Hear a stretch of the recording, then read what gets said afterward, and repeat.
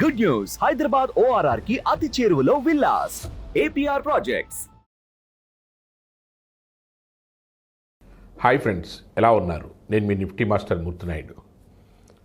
సాధారణంగా రెగ్యులర్గా ట్రేడ్ చేసే వాళ్ళందరూ కూడా మార్కెట్లో మూమెంట్ ఎప్పుడొస్తే అప్పుడు ట్రేడ్ చేద్దాం అన్నట్టుగా వాళ్ళు వెయిట్ చేసి ఆ మూమెంట్ వచ్చిన తర్వాత ట్రేడ్ చేస్తూ ఉంటారు.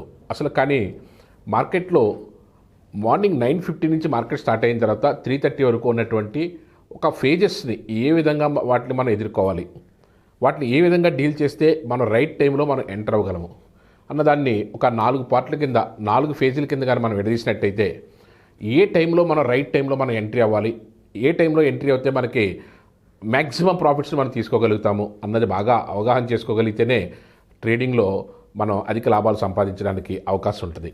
యాక్చువల్గా ట్రేడింగ్ చేయడం అన్నది చాలా ఎంతో ఒక క్యాలిక్యులేటెడ్గా చేస్తే తప్ప మార్కెట్లో రెగ్యులర్గా కన్సిస్టెంట్గా ప్రాఫిట్స్ తీయలేం. చాలామంది మార్నింగ్ 9:15కి మార్కెట్ ఓపెన్ అయ్యే టైంకే ఇంకా 10 నిమిషాల ముందే సిస్టమ్ ముందు అలా కూర్చొని మార్కెట్ ఓపెన్ అవ్వడంతో బయ్యో సెల్లో లేకపోతే కాలో పుట్టో ఏదో తీసేసుకుని ఇమీడియట్గా దాంట్లోనూ డబ్బులు రావడో పోవడో అంత యాంగ్జైటీతోటి అంత సీరియస్గా మార్కెట్లో ఎంటర్ అవుతుంటారు. కానీ ఈ మార్కెట్లో అత్యధికంగా క్రోర్స్ ఆఫ్ రూపీస్ సంపాదించిన వాళ్ళందరూ కూడా ఏ టైంలో ఎంటర్ అవుతున్నారు, అది ఎంత ఆరామ్సేగా మార్కెట్లో ఒక కన్సిస్టెంట్గా ప్రాఫిట్స్ తీసుకోగలుగుతున్నారు అన్నది బాగా స్టడీ చేసిన తర్వాతే ఈ 4 పార్ట్లో ఏ పార్ట్లో మనం ఎక్కడ మనం ఎంట్రీ ఇస్తే యాక్చువల్గా ఫస్ట్ మార్కెట్ 9:15కి ఓపెన్ అయిన తర్వాత 9:30, 9:45 అంటే ఒక 30 మినిట్స్లో ఒక మొమెంటమ్ ట్రేడింగ్ జరుగుతుంది. ఆ మొమెంటమ్ ట్రేడింగ్ని క్యాచ్ చేయడం ఏ విధంగా చేయాలి, అదేవిధంగా 11 o'clock దగ్గర నుంచి ఏదైతే ఇప్పుడు మళ్ళీ 9:45 దగ్గర నుంచి 11 o'clock 11:15 అంటే ఒక 1.5 అవర్ మళ్ళీ ఏదైతే ఒక డైరెక్షనల్ ట్రేడింగ్ ఉంటుంది. ఆ డైరెక్షనల్ ట్రేడింగ్లో మనం నిజంగా టెక్నికల్గా మనకు మంచి పట్టుంటే ఆ డైరెక్షన్ ట్రేడింగ్లో ఏ విధంగా మనం ఎంటర్ అవ్వచ్చు. తర్వాత 11:30 ఆ 12 o'clock దగ్గర నుంచి సుమారుగా 1 o'clock 1:30 వరకు కూడా మార్కెట్లో ఒక సైడ్ వేస్ ట్రేడింగ్ జరుగుతూ ఉంటుంది. నిజంగా ఆ sideways trading market direction ఏ విధంగా ఉన్నప్పటికీ కూడా మార్కెట్ ఆ సైడ్ వేస్ ట్రేడింగ్లో కానీ ఇరుక్కుంటే మార్కెట్లో మనం అధికంగా నష్టపోయే అవకాశం ఉంటుంది. తర్వాత మళ్ళీ 1 o'clock దాటిన తర్వాత 1:30, 1 o'clock దాటిన తర్వాత మళ్ళీ ఇంకొక డైరెక్షనల్ ట్రేడ్ జరిగే అవకాశం ఉంటుంది. ఈ విధంగా 4 పేజెస్ ఏ విధంగా ఉన్నాయో ఈ 4 పేజెస్లో కూడా మనకి టెక్నికల్గా కమాండ్ ఉండి ఎమోషనల్గా మనం బ్యాలెన్స్ కానీ చేయగలిగితే ఎక్కడ ఎంట్రీ అయ్యి మనం డబ్బులు తీసుకోవచ్చు అన్న దాని మీద మనం బాగా కృషి చేస్తే మనకి రెగ్యులర్గా కన్సిస్టెంట్గా ప్రాఫిట్ తీసుకోవడానికి అవకాశం ఉంటుంది. యాక్చువల్గా చాలా పెద్ద ట్రేడర్స్ని కలిసినప్పుడు కూడా మనం ఏదైతే 9:15కి మనం ఇమీడియట్గా సిస్టమ్ ముందుండి రాగానే మనకు అనుకున్న విధంగానే మార్కెట్ ప్లస్లో ఓపెన్ అవుతే బయింగ్ వెళ్ళిపోద్దని బై చేసేయడం ఇలా కాకుండా చాలా సీనియర్ అనలిస్టుల దగ్గర నుంచి కూడా బాగా మనకి ఇండియాలోనే బాగా పాపులర్ అయినటువంటి రాకేష్ జుంజున్వాలా గారిని కలిసిన ఒక సందర్భంలో ఆయన ఆఫీస్కి 10:30కి ఎంటర్ అయ్యారు. ఆయన యాక్చువల్గా మార్కెట్ 9:15కి అయితే 10:30కి వచ్చి ఆరామ్సేగా మార్కెట్ ఏ డైరెక్షన్లో ఉందో చూసుకుని అక్కడి నుంచి డైరెక్షనల్గా అతని కాల్స్ని ఏదైతే స్టాక్స్ కానీ ఇండెక్స్ని కానీ ట్రేడ్ చేయడం మొదలుపెట్టారు ఆ రోజున.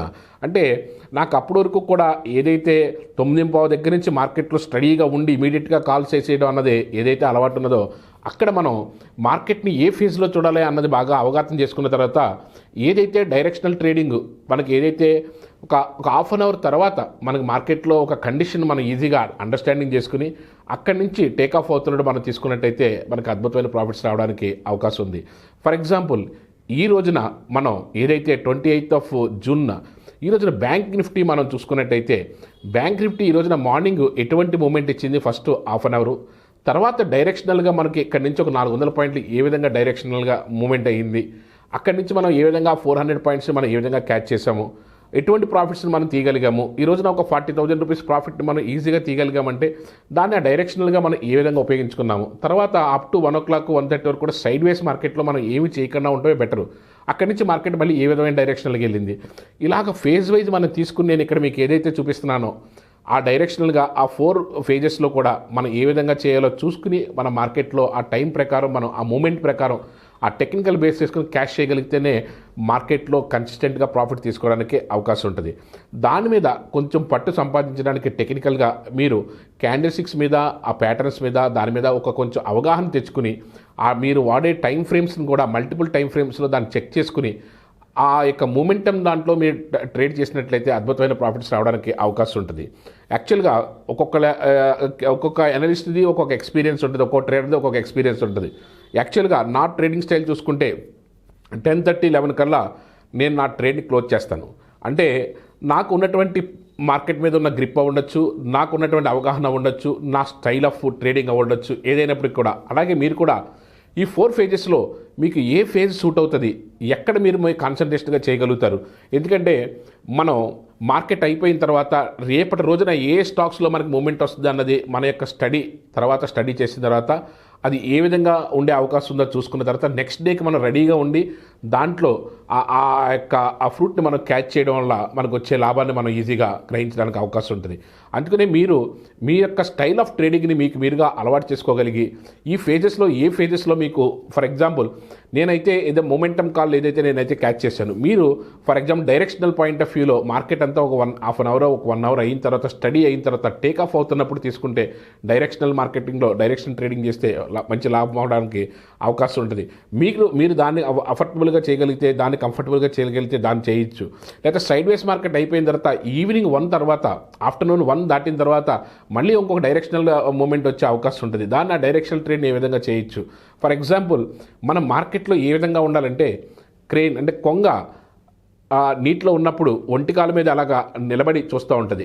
అలాగ దాని మీద అలాగుంటే కదలకుండా అలాగుండి అది ఎప్పుడైతే ఫ్లై అవుతుందో అప్పుడు ఖచ్చితంగా దాని నోట్లో చేప ఉంటుంది. అంటే మనం అంత యాక్యురేట్గా మార్కెట్లో కాన్సన్ట్రేషన్గా మార్కెట్లో ఉండి ఎక్కడి నుంచి మూమెంట్ వస్తుంది, ఎక్కడి నుంచి డైరెక్షన్ తెలుస్తుంది, లేకపోతే ఏది సైడ్ వేస్ మళ్ళీ ఏది డైరెక్షన్, ఈ 4 ఫేజెస్లో మనం ఒక నజర్ అలా వేసి మార్కెట్లో టక్కున మనం ట్రేడ్ వేస్తే మనకు కావాల్సినటువంటి ప్రాఫిట్ తీసుకుని బయటికి రావాలి. అటువంటి గ్రిప్ను మార్కెట్లో తెచ్చుకోగలిగిన రోజున, ఆ టైం మెయింటెనెన్స్ చేసిన రోజున, ఆ ఎమోషన్ బ్యాలెన్స్ చేసిన రోజున మీరు ఖచ్చితంగా ఈ మార్కెట్లో కన్సిస్టెంట్గా ప్రాఫిట్ తీసుకోవడానికి అవకాశం ఉంటుంది.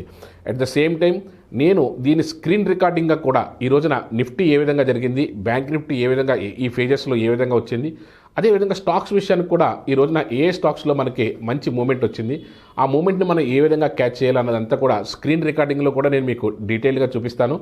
మీరు ఇక్కడ అవగాహన చేసుకోవాల్సింది ఏంటంటే మార్కెట్లోకి వచ్చిన వెంటనే మనం చేయాలనుకుంటే దానికి ముందు కావాల్సినటువంటి సరైన ఎక్సర్సైజ్ చేయాలి. ముందు రోజే మనం ఎక్సర్సైజ్ చేసి రెడీగా ఉండి మనం అనుకున్న స్టాక్స్నో లేకపోతే మనం అనుకున్న ఇండెక్స్లో ఏదైతే అది మార్కెట్ ఫ్రేమ్లో పెట్టుకుని మన ఫ్రేమ్ నుంచి అది అవుట్ ఆఫ్ ది ఏ విధంగా వెళ్తుంది, ఐదర్ బ్రేకప్ వస్తుందా బ్రేక్ డౌన్ వస్తుందా చూసుకుని దానికి తగ్గట్టుగా మూమెంటం ట్రేడ్ చేయడం వేరు. అదేవిధంగా మార్కెట్ ఓపెన్ అయిన తర్వాత ఒక హాఫ్ అన్ అవర్ మార్కెట్లో ఏదైతే జరుగుతుందో ఆ మూమెంట్ని కంప్లీట్ చేసిన తర్వాత అప్పుడు ఏదైతే డైరెక్షన్ తీసుకుంటుందో ఆ డైరెక్షన్లో మార్కెట్లో క్యాష్ చేసి ఆ డైరెక్షన్ ట్రేడ్ని అంతా తీసుకుని అక్కడ నుంచి మనం ఫ్రూట్ తీసుకోవడం అన్నది వేరు. సైడ్ వేస్ మార్కెట్ అంతా అబ్జర్వ్ చేసి ఆఫ్టర్ 1 o'clock వాట్ నెక్స్ట్ అన్నదాన్ని మనం అవగాహన చేసుకుని ఆఫ్టర్ 1 o'clock తర్వాత మార్కెట్ ఏ విధంగా మూమెంట్ అవుతాయి. ఎందుకంటే 1 తర్వాత నుంచి మార్కెట్ ఒక డైరెక్షన్ ఇచ్చి 2కి 3కి మధ్యలో ఒక స్పీడ్ మూమెంట్ అయితే ఒకటి జరుగుతుంది, దాన్ని కూడా మనం క్యాష్ ఒక డైరెక్షనల్ మూమెంట్ అయితే జరుగుతుంది, దాన్ని కూడా క్యాష్ చేయొచ్చు. కాకపోతే మీరు ట్రేడింగ్లో కూడా మార్నింగ్ 9:15 నుంచి 3:30 వరకు కూడా కంప్లీట్గా ప్రతి ట్రేడ్ ఇన్వాల్వ్ అవ్వాలన్నది కాదు. మీరు ఏ మూమెంట్ మీరు కంఫర్టబుల్గా ఉన్నారు, దేని మీద మీకు మంచి గ్రిప్ ఉంది అన్నది ఇలా 4 ఫేజ్ల కింద తీసుకుని ఏ ఫేజ్లో మీరు కంఫర్ట్ అయితే ఆ ఫేజ్లో మీరు ట్రేడ్ చేసుకుంటే డైలీ 1 ట్రేడ్ వచ్చినా సరే, నా యొక్క క్యాప్షన్ కూడా అదే నిఫ్టీ మాస్టర్ది, 1 ట్రేడ్ ఈజ్ సఫిషియంట్. మీరు ఈక్విటీ మార్కెట్లో ఒక 25,000, నా యొక్క ట్రేడింగ్ స్టైల్లో ఈక్విటీ మార్కెట్లో ఒక 25,000, కమోడిటీ మార్కెట్లో ఒక 25,000 for the day is enough. ఒక 40,000 to 50,000 మధ్యలో మనం ఎర్న్ చేయగలిగితే దానికి మన టైంకి మనం చేస్తున్న టెక్నికల్ అనాలిసిస్కి మనం చేస్తున్న ఎఫర్ట్స్కి అన్నట్లు కూడా ఎఫర్డబుల్గా ఉంటుంది. అలాగే మీ కెపాసిటీ 10,000 రూపీస్ అనుకో, మార్నింగ్ ట్రేడ్లో ఒక 5,000 రూపీస్, ఆఫ్టర్నూన్ మళ్ళీ కమోడిటీస్లో 5,000 రూపీస్, లేకపోతే నిఫ్టీ బ్యాంక్ నిఫ్టీలోనే ఒక 10,000 రూపీస్. లేదా మీ కెపాసిటీ ఇంకా ఎక్కువ ఉండి మీరు ఇన్వెస్ట్మెంట్ బాగా చేయగలరు అనుకుంటే మంత్లీ మీరు డే ఏదైతే ఉన్నదో ఆ డేలో మీకు 50,000 to 1 lakh కూడా ట్రేడ్ చేయొచ్చు. It's a number game. దాన్ని మీరు ఏ విధంగా ఫేజ్ వైజ్ తీసుకోవాలన్నది అంతా కూడా డిసైడ్ చేసిన తర్వాత ఆ విధంగా ట్రేడ్ చేసుకుంటే ఆ టైం ఫ్రేమ్స్ ప్రకారం మీకు అధిక లాభాలు వచ్చే అవకాశం ఉంటుంది. Thank you.